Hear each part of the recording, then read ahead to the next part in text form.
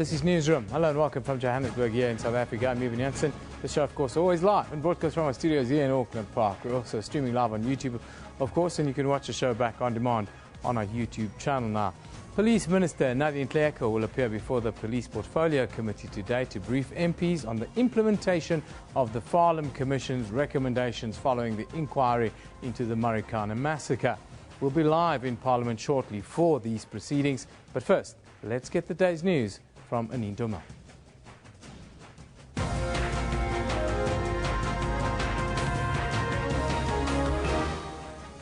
Good morning, I'm Anine Mal. Let's take a look at the stories making headlines today. Social media is still abuzz this morning, congratulating Durban on becoming the first African city to host the 2022 Commonwealth Games.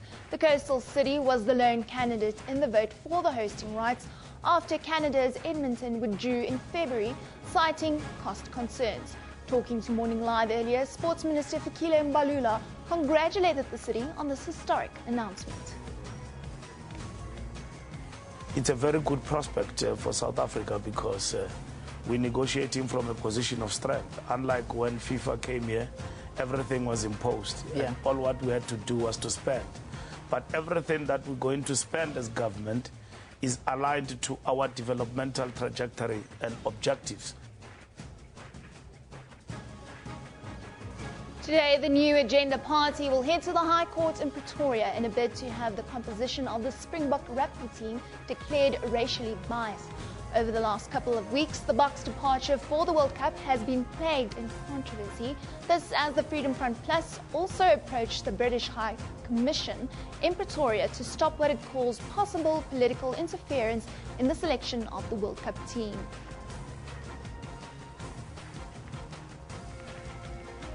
Police Minister Nadine Nhleko will today brief Parliament's Police Committee on the implementation plan following the recommendations of the Marikana report. The report was the result of the Marikana Commission's investigation into police action during a violent strike in the northwest in 2012. 44 people, including 34 minors, were killed during the labour unrest.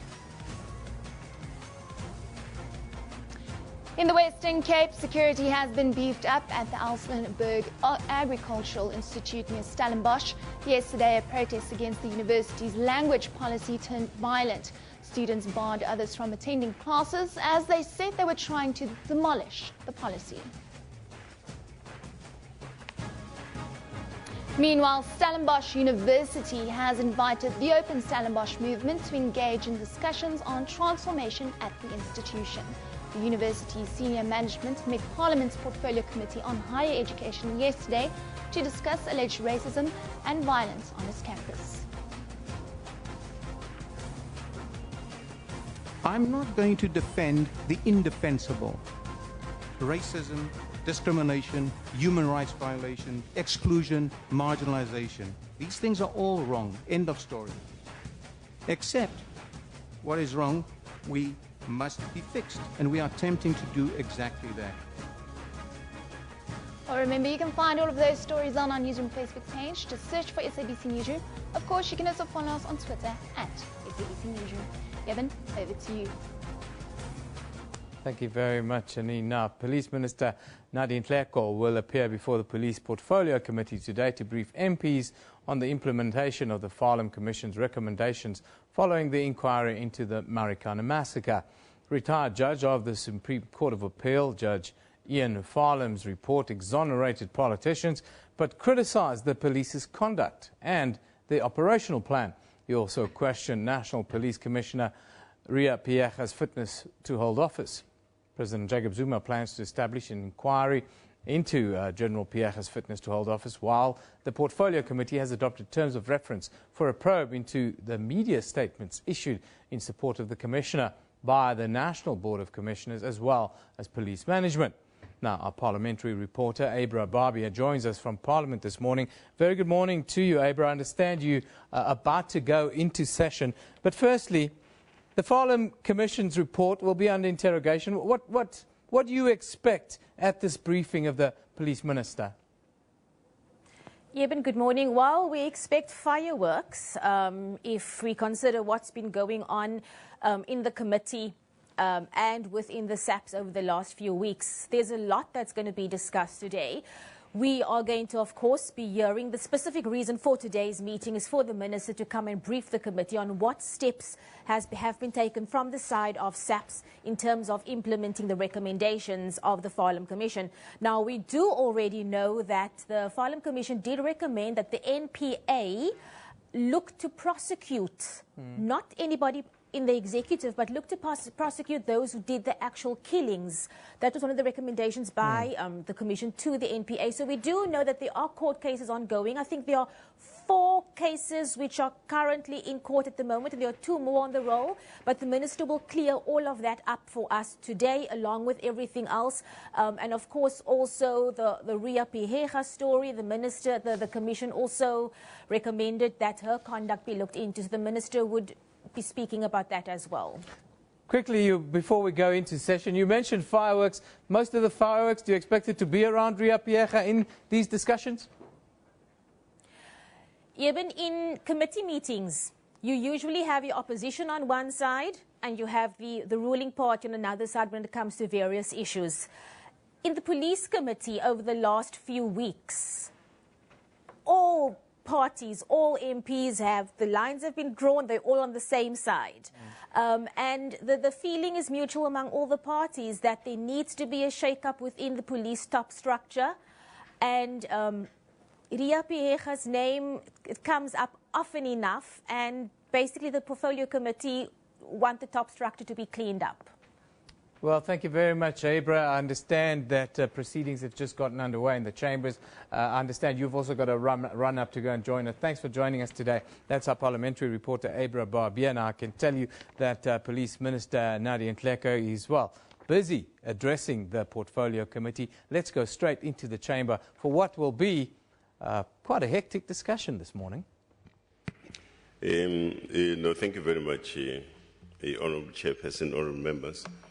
Ladies and gentlemen, and thanks very much for inviting us to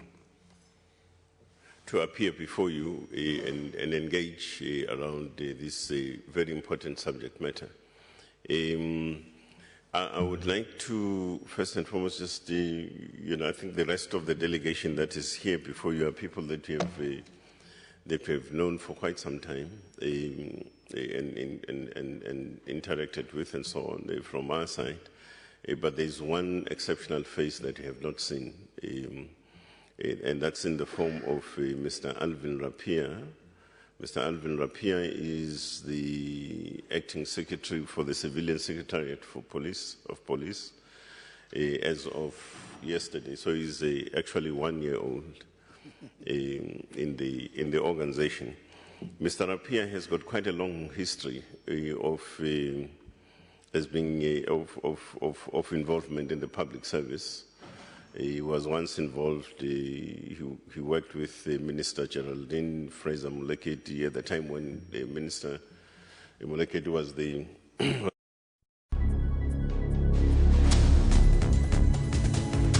responsible for setting up of the labor relations unit, and so it goes. But, since that point up until 2015, he has been in the public capacities with various ministers. So we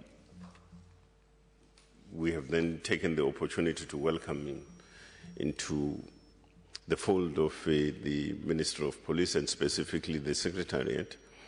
There are key critical issues that we have got to deal with on an immediate basis insofar as the work of the Secretariat is concerned, but also in the light of the issue that we are briefing the Portfolio Committee about.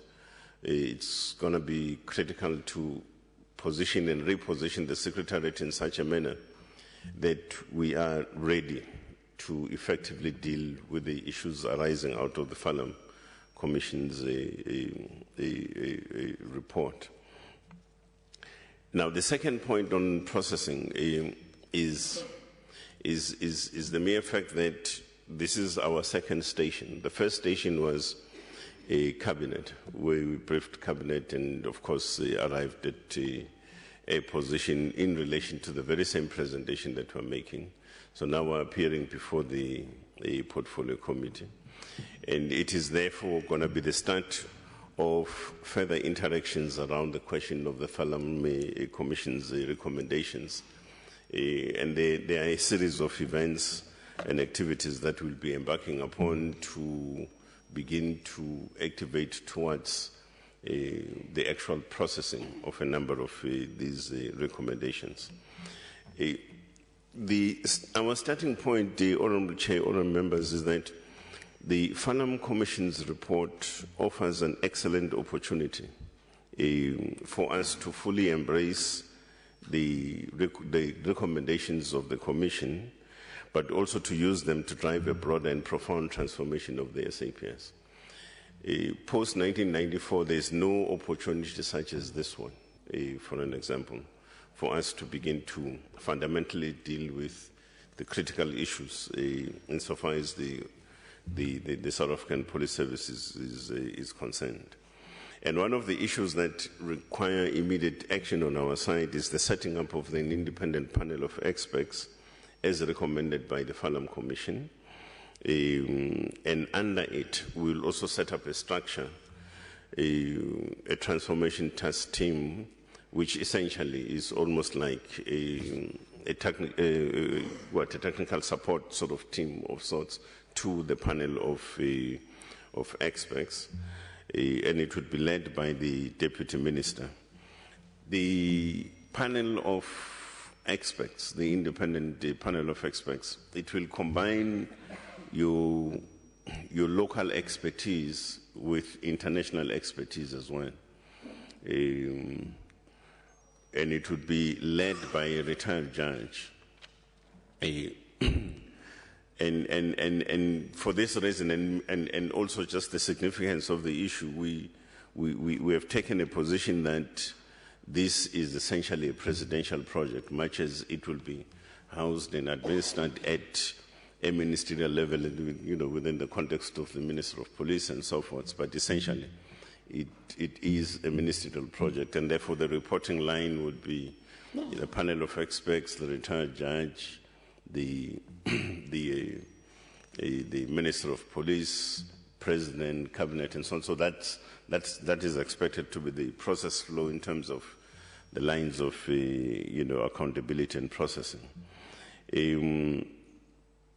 Now, we also do think that it's a very significant step that we are taking in terms of effectively driving a change management program within the South African Police Service. And this requires mobilization right across different sectors. And at an immediate level, you require support from the security cluster, support within cabinet, support across government sectors, support also within the non-governmental organizations sector and so forth, and society at large. And so precisely because if you study the Farlam Commission's report, you realize that at the center of the issue there are issues of transformation, the manner in which we do work and how we need to do work both now and into the future and so on. So it's a critical point. But also, you will see that as and when we continue with this presentation, there are points of emphasis that we think either those issues constitute themselves as dependables of sorts, or even if they are not so much of dependables, but they are critical for us to immediately deal with. Now, for instance, we would have to look at the SAPS operating model and the question of the leadership structure, amongst other things.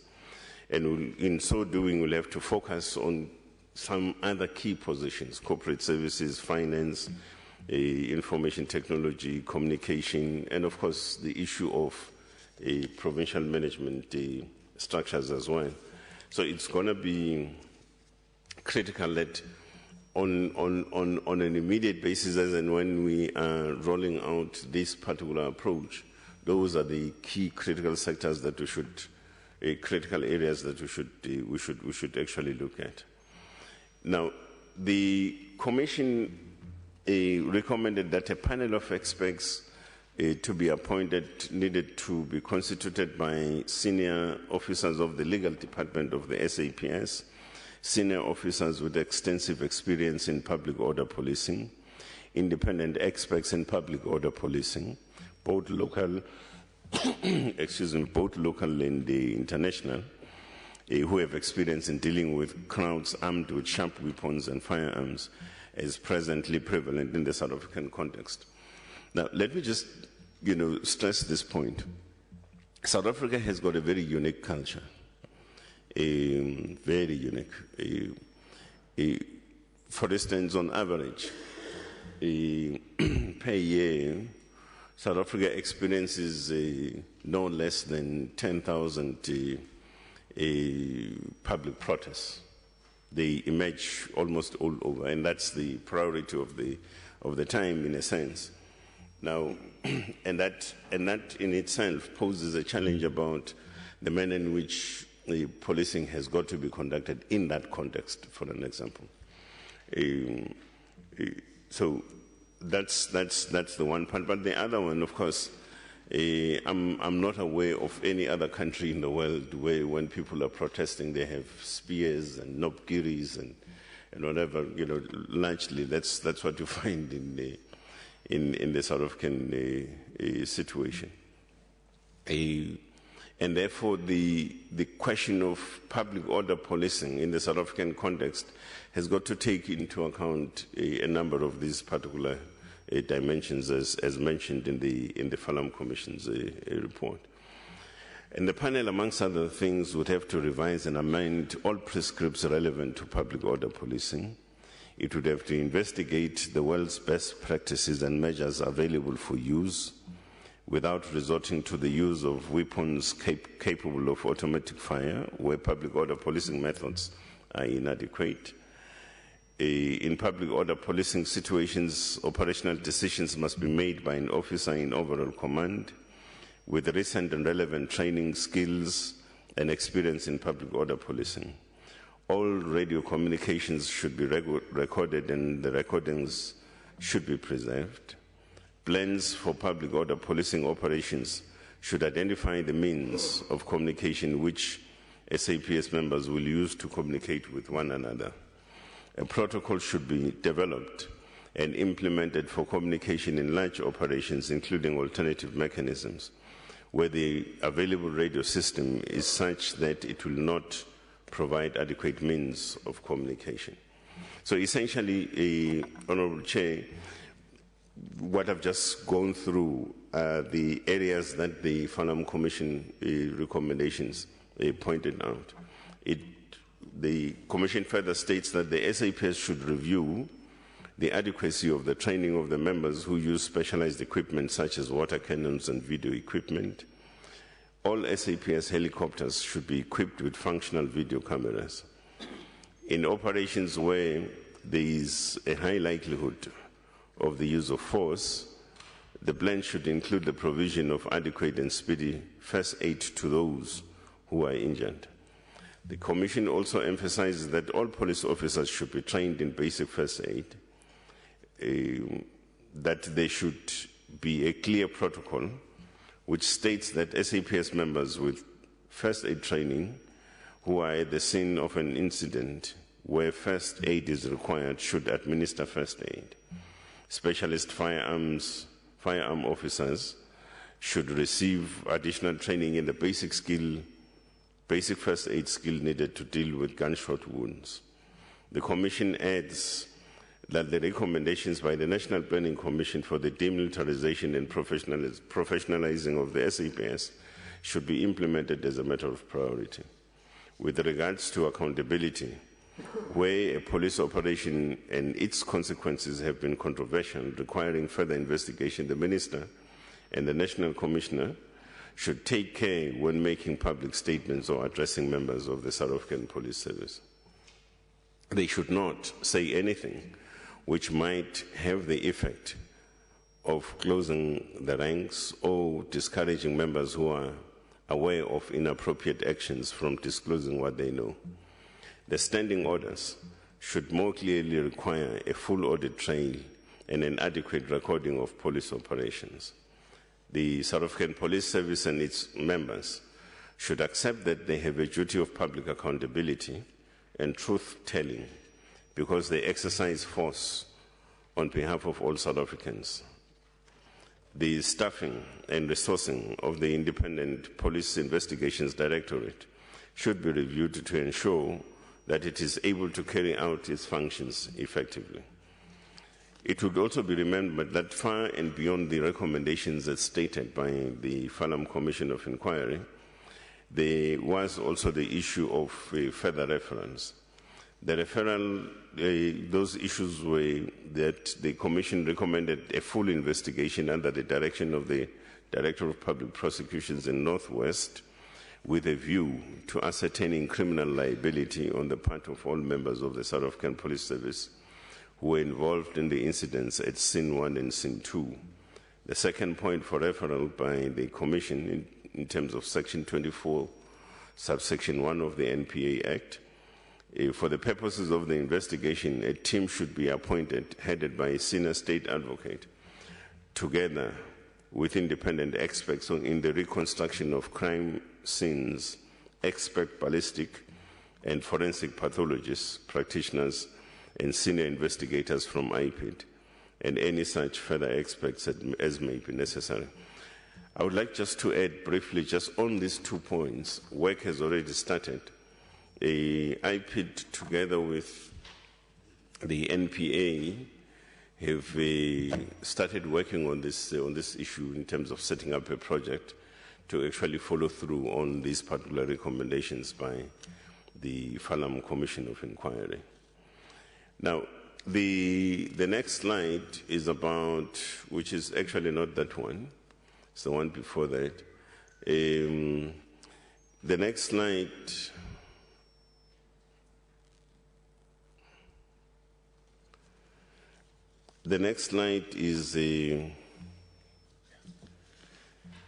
is basically what we're attempting to do is looking at resource allocation versus service delivery insofar as policing is concerned. Now, for a period of about 10 to 12 years, the budget allocation in the police has been increasing, on average, around about 6% annually and so on. But that exponential sort of increase has not necessarily translated into service delivery per se, or increased service delivery. Let me qualify it that way.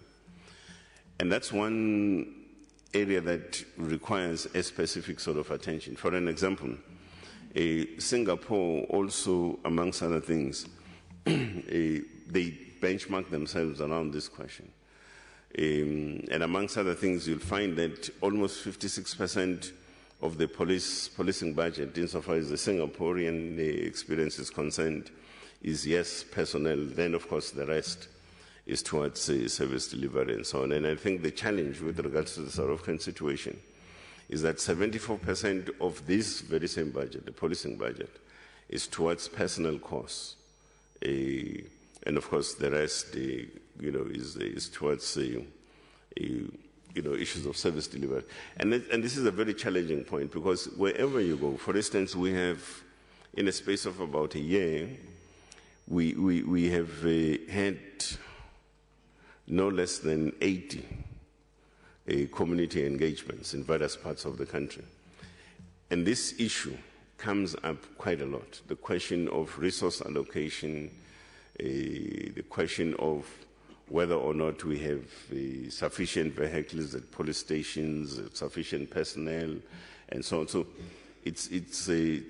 and then of course you have another disjuncture which is quite a unique experience for South Africa, and that's the question of the urban-rural divide. In most places in rural areas, you do not have police stations. You do not have satellite police stations, and so on. And that's also a point that in community engagements, it's an issue that comes out quite right across and so forth. And therefore, the question question here is, how do we begin to undertake an exercise that has got to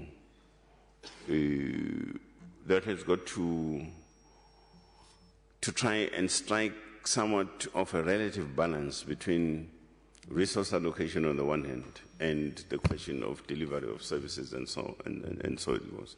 So it's a point that we think has got to be prioritized also in approaching this kind of work.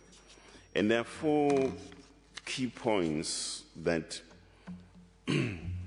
that would have to factor, for instance, in the question of repositioning the South African Police Service. The one issue is improving the SAPS proximity and accessibility. In other words, that's all about visibility and so on.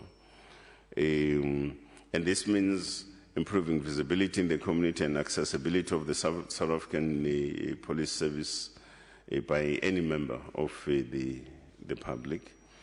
You will also see that this very same point dovetails with also infrastructural issues, because question of accessibility is also must also deal with the question of whether or not in a given rural area or locality, for an example, do we have a policing facility there, and so on. That's also about accessibility, as well as visibility and so on. There is also a need to reduce fear caused by crime in the community through increased engagement with the communities and so on. Now, again, and that's why we've been emphasizing this point in the over sort of 80 engagements that we've had with various communities, for an example. The question of societal responsibility and ownership around issues of safety, for an example, taking responsibility around that, but also making sure that the work that we do ourselves from a policing point of view has got to be informed by community concerns, has also to be informed by the extent to which we effectively collaborate and work with various communities in assisting the work of the police, amongst other things. So that's one pillar. I was relating an experience, for instance, around the issue of visibility, that in an area called Esekaleni, I visited the area, it was just simply a social engagement on my part. The interesting thing is that I went in that particular area on a Friday and emerged out of it on a Sunday. And the cluster commander responsible for that area informed me that there was a strange development. And the strange development was such that in that very same weekend, which was the weekend of a month end, for an example, there was only one incident of crime that was reported, and that was a rape case. And that was unusual for them, for an example, to experience something like that. And that was attributed to the mere fact that there was quite a lot of police activity because I seemed to have been around the area and so on, and therefore visibility somewhat became a bit of a deterrent to criminal activity and so on. And now I think there is certainly I think we can learn from such experiences, and I think there can be many others where the issue of visibility becomes central in the deterrence of crime and criminal activity. The second pillar is the question of prevention, investigation, and the repression of crime, which will include the question of implementing measures to prevent individuals or institutions from committing crime, and that's deterrence. Repress, investigate, and resolve crimes quickly and effectively, and ensure that offenders are brought to justice. Now, that in itself, you'll see later on in the presentation, because it's a point that we're also making about the question of the need to effectively coordinate between ourselves as the police on the one hand and prosecution, as well as the point of incarceration and so on. It's a point that has got to be effectively sort of taken up and be seriously somewhat addressed. Now, the third pillar is the question of an integration at the security cluster level. And that means the need, amongst other things, the need to improve our case management system, for an example, between arrest, prosecution, and incarceration. But also one of the things is that you also need to pay adequate attention on the question of an ICT network as an enabling sort of infrastructure, for instance, to enhance the question of effective case management, amongst other things, including the question of improving processes and policies, so that you have the ICT instrument as a critical instrumentation, for instance, in such activation. But also that when we talk of policing in South Africa, we're talking about essentially a single function. And therefore there is a need to begin to invest in the direction of integrating the work of the SAPS and Metro police officers.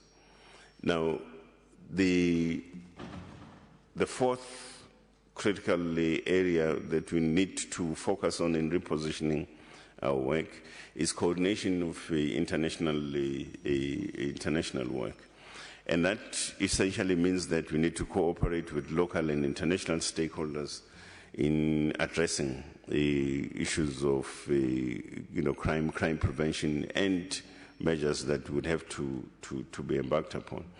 And on this front, for an example, just to make an example, the question of drug trafficking, whether it's in the Western Cape or anywhere in the country or in Johannesburg and so forth. You can't deal with that issue unless you understand the effectively the dynamic of the international drug networks, including question of human trafficking and so on. And understanding the modus operandi per se, and the countries involved up until to where we are as South Africa in terms of being recipients, for an example, of illicit drugs and so on. So, but if that's what we need to do, it means we need to be much more sharper insofar as the issue of intelligence gathering, for an example, and exchange of intelligence work and information between ourselves and other agencies located in other countries, amongst other things, and that also foster issues of cooperation between ourselves and relevant countries around issues of crisis management, but also sharing best practices. There are countries in the world, for instance, around the issues of a fight against drugs and human trafficking, for an example, that have got quite an experience and that have invested quite a lot, for an example, in investigating but also understanding the international sort of dynamic insofar as the issue of drug trafficking. So I'm just making an example about that, but basically the point here is that we do need to integrate our work but also coordinate effectively with the international agencies and various sort of countries. Now, there are key implications. He's not listening, I'm sure. The key implications that would require points of attention as raised by the Farlam Commission for the SAPS to focus on. There are basically 5 broad areas that would have to be looked into. The first one is, of course, the question of the organizational structure and culture of the SAPS, which in this instance, there is a need to look at the question of the leadership fit. I think at some point before this portfolio comment, I was once asked the question of whether or not do I think that we have the right people in the right sort of places and so forth, and so far as management is concerned and so on. Now, any responsible organization on a continuous basis, from time to time, it will go back to begin to interrogate this question. You know, in what we are doing, do we still have the relevant people to execute what should be done? Now, and this means competencies and skills assessment, amongst other things, and particularly when it comes to commissioned officers. The question of the organization structure. Now, the organizational structure, I think also, if I'm not mistaken, even here in Parliament, this question was even posed, around the question of specialized units, for an example. And in all, I don't recall a community meeting wherein I've not been asked this question about the revival, for an example, of specialized units in dealing with specific crimes. So, at a community level, and broadly speaking across our society, there is quite an issue around the issue of the revival of specialized units and so forth. We'll also need to look at the question of values and codes, and the code of ethics, as well as code of conduct and so on, and so on. But key to all these things that I've just spoken about is the question of performance management and consequent management. And that's all about accountability, really, in a sense. The second area is the question of operating principles and procedures, which essentially is about intelligence planning and coordination, tactical operations decisions, command and control, issues of communication protocol, engagement rules, and the use of force. Now, you remember that both constitutionally and also the point emphasized by the Farlam Commission is that as the police, we exercise violence on behalf of South Africans, or we use force on behalf of South Africans. Now, and therefore it has, even that area too, is an area that has got to be effectively governed, taking into account the human rights culture and the constitutionality of the society that we have, and so on. And therefore the issues of line and distance management, for instance, in managing public order situations becomes important. The question of negotiations and negotiation skills, also an important area that constitutes engagement rules. Question of arrest procedures, physical, mechanical, and deadly force, and so forth. So those matters are matters that must also be looked into. The third area is around equipment and infrastructure. Now, we need to invest in that direction, and most countries have also done so, investing in the direction of alternative methods of enforcement of law enforcement, for an example. Now, but that talks to the issue of the kind of equipment such as gears, weapons, and others that we need to look into. And I must also state that, interestingly, some countries, including I think countries like Italy, for an example, has moved in the direction of inventing even technology in the use of equipment, for an example. For instance, I'm told that they are now exploring the setting up of a command center, which I think they have, but also linked to that is that if you draw your weapon, that immediately registers at the command center, for an example. And therefore those that are seated at the command center and responsible for the command center are able to take an effective decision about what kind of reinforcement and deployment would then be required to assist you as a police officer on the ground facing such kind of a situation and so forth. So these are some of the interesting sort of technological developments, including the kind of weapons that now are mounted with cameras, for an example, which captures almost on the spot the happenings on a crime scene, but that would get relayed back to the command center, so that you clearly have answers about what is it that would have transpired in a given sort of environment or given situation, for that matter, and so on. So these are interesting sort of technological developments insofar as issues of equipment and infrastructure that is beginning to emerge in other parts of the world. Now, the question of training and learning is the fourth point of emphasis that we need to look into. The question of mandatory periodic training programs. I'm not sure what the situation is in the army today, but I'm aware that way back in the military, you would usually have periodic sort of training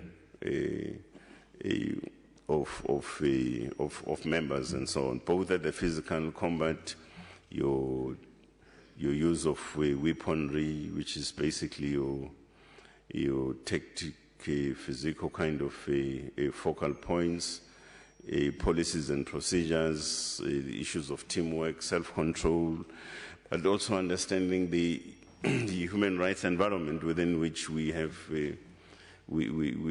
got to operate. I once asked an officer who had just emerged out of a training college. So I asked, look, I've never trained as a police officer, for example, but what are you being trained on? So she said all sorts of manner of things and so on. And one thing that was not stated is the question of how to police within the human rights context and understanding the Constitution, for an example. Now, which means that it is an area that has got to be somewhat captured and be logged on in terms of the kind, form, and I think character of the kind of training also must begin to log on this particular issue, in a sense that at a practical level, if you are trained as a police officer, you must also understand that you are to police in the best interest of the South African public, and you are to police within the human rights context, or the police within the constitutional context, and so forth. So it becomes an important area that we have got to look into.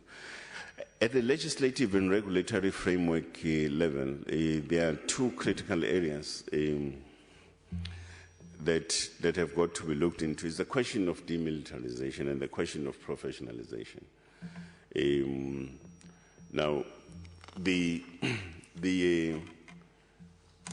panel of experts will also have got to cover this broad spectrum of issues, but also in specific terms, there is this work and research work that has got to be done around the question of demilitarization, professionalization, and so on of the South African Police Service. And that's why we think that the manner in which the panel is going to be constituted, the local and the international sort of experts, it's going to assist us to tap into the reservoir of knowledge, experience, and best practices in the world around issues of demilitarization and professionalization of the police service.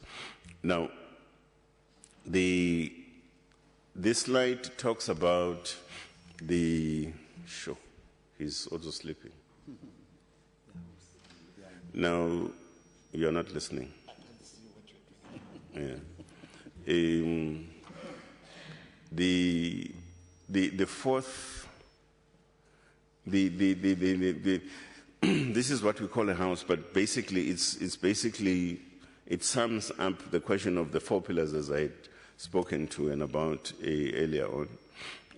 But the area that I want to emphasize on this slide is the question of the key enablers. For instance, all the 4 pillars as identified, if we are to succeed, we must then deal with the question of culture and people in the organization. We must also deal with the question of the organizational structure. We must also deal with the question of the operating principles, skills, training, and professionalization. We must also deal with the issues of ICT infrastructure and equipment as part of the set of enablers. We must deal with the issues of funding. We need to, if all of this is to take root, and it has got to roll out and take effective implementation and execution thereof, you require these particular enablers. Legislation, policy, and regulation, there are areas where we may need to revisit maybe legislation, but other areas around policy and regulations. For instance, in the Farnham Commission's report, I think chapter 25, for an example, page 500 and some odd number, talks about the specific areas of operating procedures, for an example, that would have to be looked into, be reviewed, and so forth, as part of the work that would have to be done at the level of the panel of experts.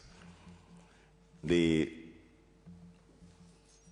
next slide is about the independent panel of experts, which of course is to be led by a judge appointed by the President, and that the reporting line shall be the Minister to the President and Cabinet, and the international experts on public order policing, and the emphasis here would be on countries that share more or less a similar experience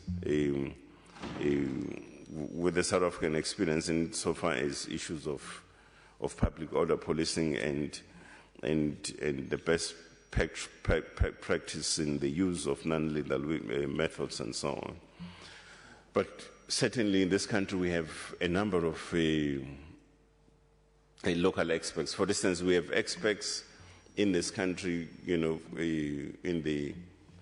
that are located in the academia, for an example, Chair, people that can also make an effective contribution. So we need to look at how we pull them in. We also have people that have written quite extensively about issues of policing and or criminology, generally speaking, and so forth. The question will be, how do we pull them into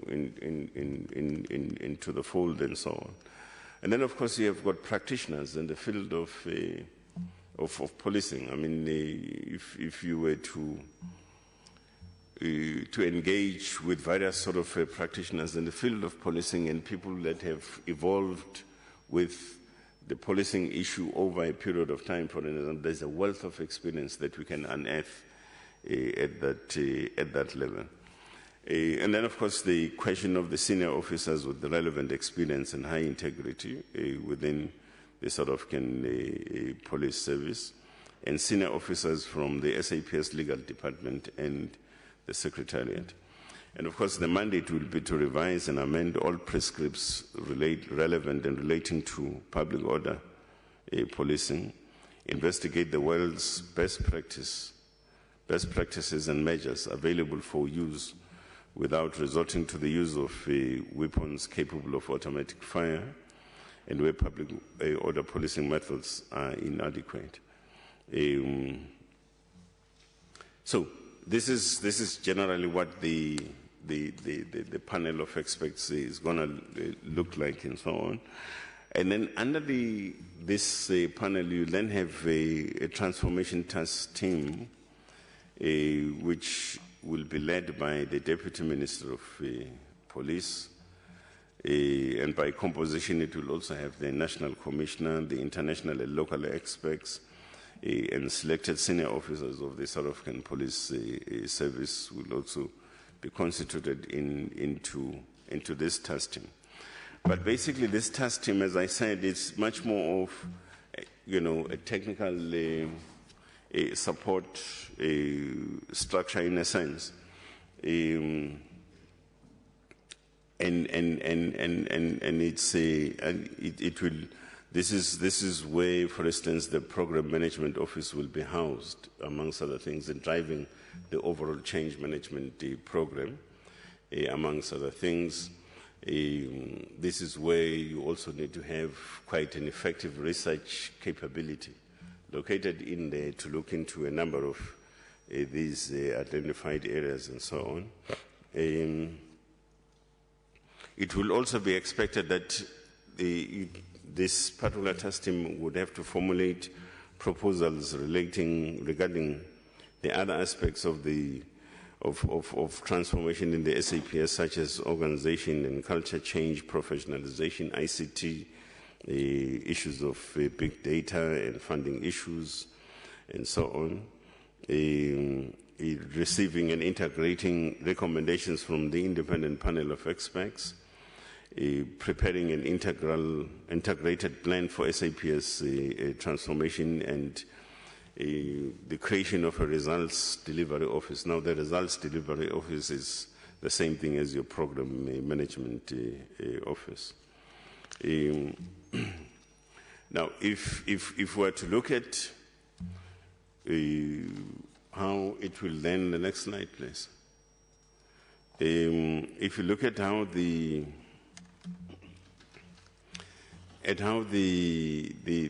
again here on the question of the transformation task team,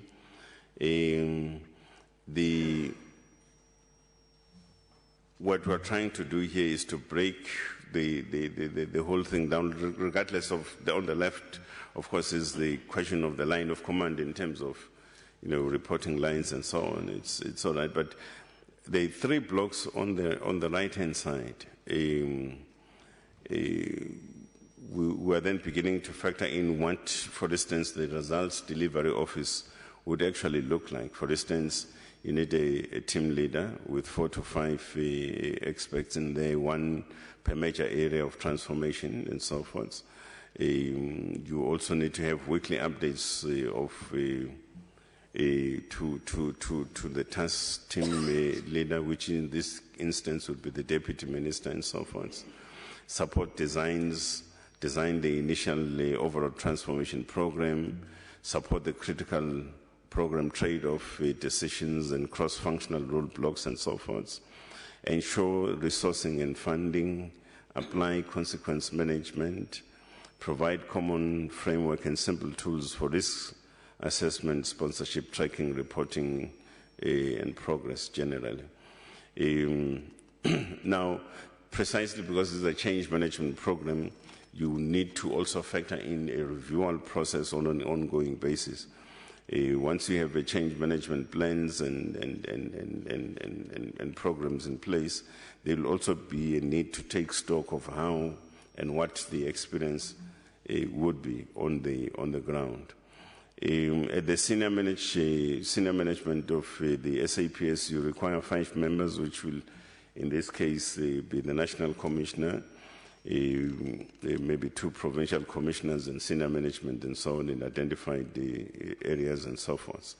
Now, those of you who may have been involved with issues of change management and or transformation in any institution would know that you require a combination of 2 approaches, generally speaking. The one approach is a fresh look from outside in, but the other one is in terms of people who have, an organizational-based sort of experience. What is this institution? So you require an as-is element also into it. Because if your change management program does not accommodate the 2 and does not entail the 2, basically, you are likely to fail actually big time when it comes to that.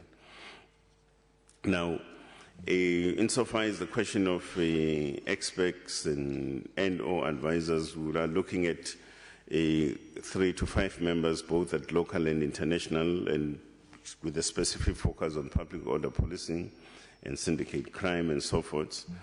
And they would assist in providing benchmarks and best practices in each technical area of transformation, They would have to contribute to the analysis of the status quo and to the critical problem solving, and support the transformation program definition. So it's a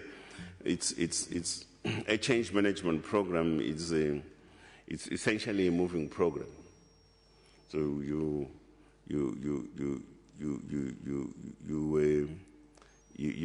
design your plans, you implement your plans, you execute your plans, but also the experience at the level of the execution of your plans is what you use in feeding back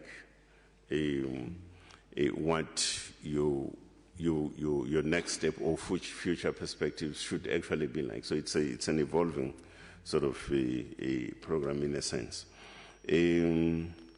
So those are the issues. Now, the question is, what happens in the next 24 months? And we are saying there are three main areas, for an example, that would have to be focused on as imperatives.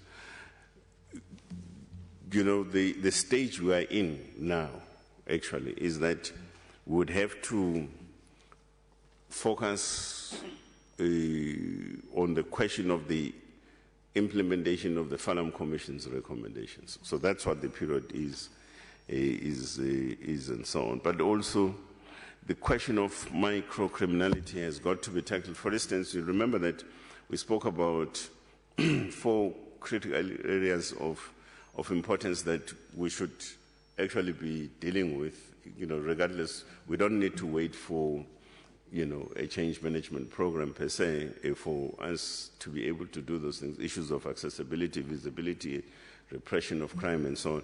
And that's the category around the issue of micro-criminality and so forth. Question with a specific focus on the issues of hijacking, robberies, and so on. And the question of syndicates as well, which is your issues of customs and border management matters, as well as drug trafficking and human trafficking. It will be there. And on the left, what you then have is that the cross-cutting issues across the 3 imperatives is the question of culture and people, organization structure, operating principles and training, ICT infrastructure and equipment, funding, legislation, policy, and regulation as well.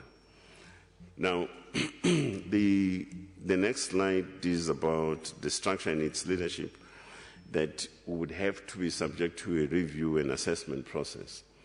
I'm not going to deal much with this because I think in the beginning I dealt with the issue of what are the key critical areas that would have to be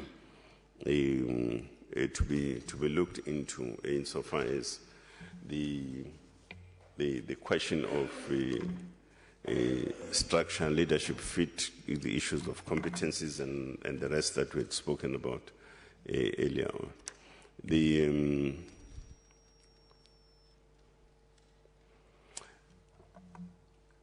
There are also issues that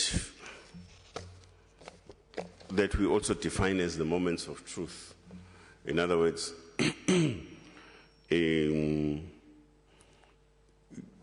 you know, things that would need to look at emphasizing on, particularly in relation to the key critical areas that we had also spoken about earlier on. And that's the question, for instance, the issue of police officers on patrol, and that's about, again, the issue of visibility and so forth.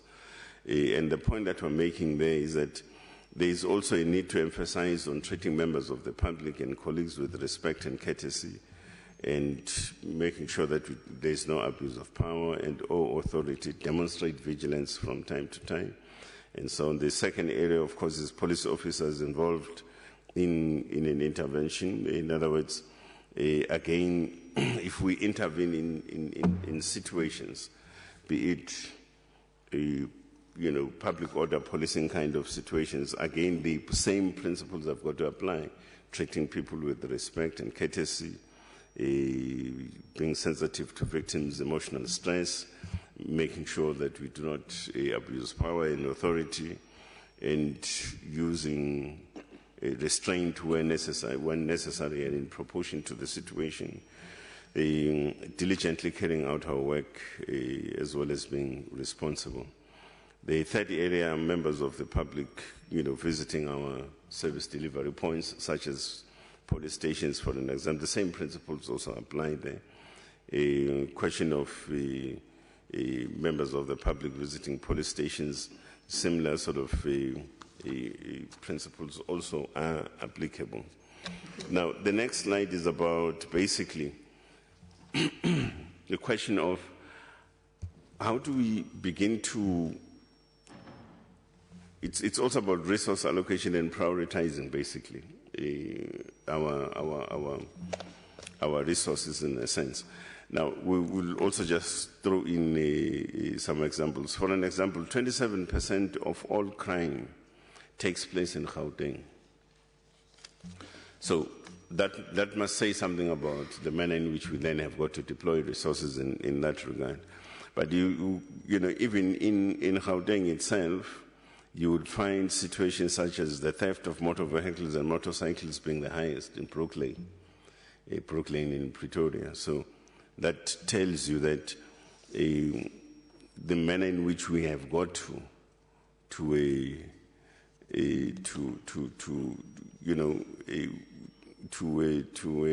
deal with practical circumstances of this nature, and the manner in which we deploy resources also becomes critical to be informed by such realities. Property-related crime, commercial crime, and aggravated robbery is also the highest in Gauteng, and so on. Now, but if you were to take that and contrast it against KZN, with 16.9% of all crime taking place in KZN, it becomes actually the third highest. But also the largest contributing factor there are conduct crimes, highest in that province. Possibly at every slightest sort of provocation, or if we're disagreeing, things like that. It's possibly one of those factors. 42.9% basically of murders take place in both KZN and Eastern Cape. So that also tells you a story about the kind of challenges there. Now, so what all we're trying to say in this particular slide is that the question of crime type and occurrence should also determine the question of location of your specialized units and or deployment of resources, for an example. And that in dealing with these issues, you also require collaboration with local communities is being part of the critical element of the change management program. Now, the next slide is about the question of an integrated ICT system as an important component of transformation. There are generally 2 points about this. The one general point is that the question of ICT that's how the world. That's how the world moves today. So in a sense, we also need to fit into that in sharpening our methods when it comes to issues of policing and as well as dealing with issues of criminality in our society. So basically, this is a cycle that informs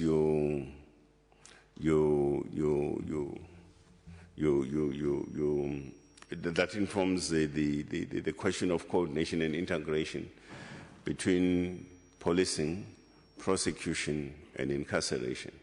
And in it, you require to make sure that at the level of reporting and investigation, of course, ICT is factored, but also at the level of prosecution, particularly the issue of case management system, as I had spoken about earlier on, ICT has got to be factored and so on.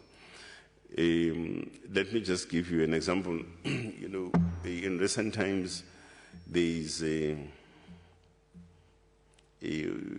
Operation Fiela.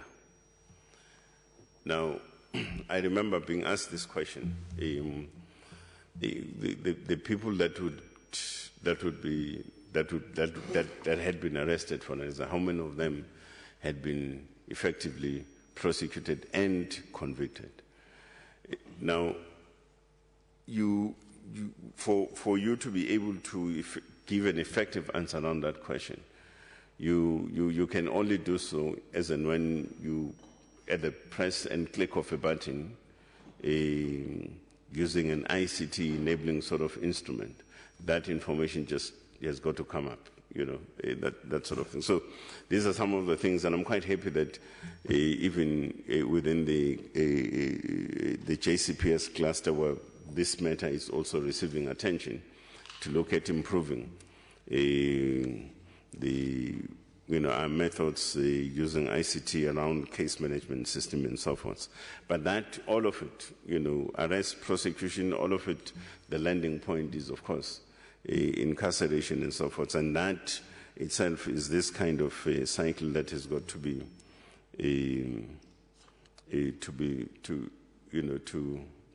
looked into.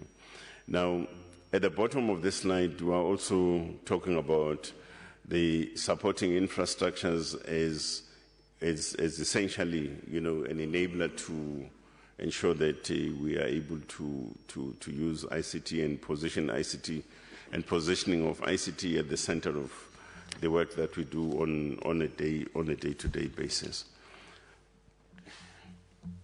Now, the next slide is just an illustration of, and I'm not going to be